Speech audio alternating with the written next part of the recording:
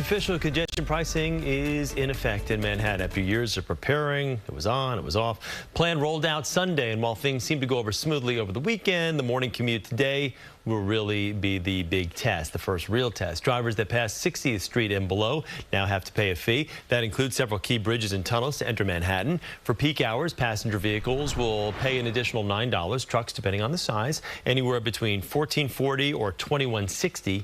Motorcycles will be charged $4.50. As for off-peak hours, passenger vehicles will be charged $2.25. Trucks, again, depending on their size, either $3.60 or $5.40. And motorcycles, $1.05. Now that congestion pricing is in place, will more people keep their cars at home and take the subway? Doug Williams joins us live from Mobile 2 in Midtown with a look at how traffic is there this morning. So, Doug, what are we seeing after we've been on the roads for the last couple hours?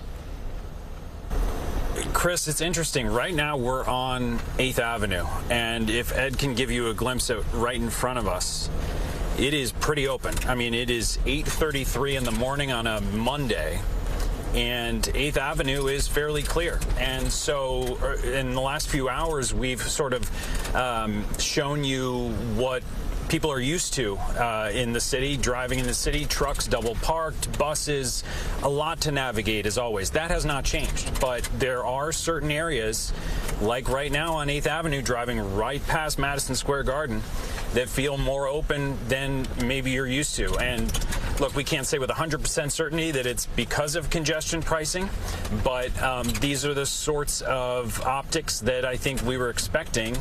And, you know, we've seen the opposite at times. We've run into our fair share of traffic this morning, but I would say less than we are used to. The two of us in here are New York City drivers. We're sort of accustomed to a certain level of traffic, especially at this hour. So I think it's important and interesting to look at these images because even mostly folks in New Jersey, out on Long Island, and the outer boroughs as well, may be having to change everything about their routine and their commute for the central business district. And so they may be watching and wondering, well, did anything actually change in the central business district? And it seems like maybe a little bit less traffic than usual, but also very much the trucks double parked and the things that you normally have to navigate. So we'll continue to keep an eye on it. We're making our way right now to Penn Station to talk to some commuters who've made their way from New Jersey and see how many of them decided to make the change to Jersey Transit today for their commute. But for now, we're live here on the west side of Mobile 2. Doug Williams, CBS News, New York. I'm sure that has improved their moods, those that you talked to. All right, Doug, thank you. Well, drivers who use an Easy Pass will pay less than drivers who use toll by plate. The $9 toll could cost you $13.50 if you pay by mail. And there are credits for Easy Pass drivers who take the Holland, the Brooklyn Battery, and the Lincoln or Queens Midtown tunnels during peak hours, not the GWB. And it's not too late to apply for discounts and exemptions through the Easy Pass website. Emergency vehicles, commuter buses, school buses are all exempt. Residents living in the congestion zone with a household income of less than $60,000 may qualify for a tax credit.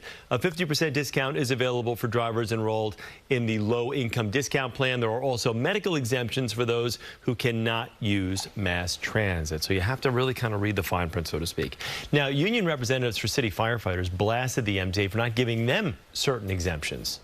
We have a very unique situation where our members are regularly tasked with using their own personal vehicles to go from firehouse to firehouse during the tour for the betterment of New York City.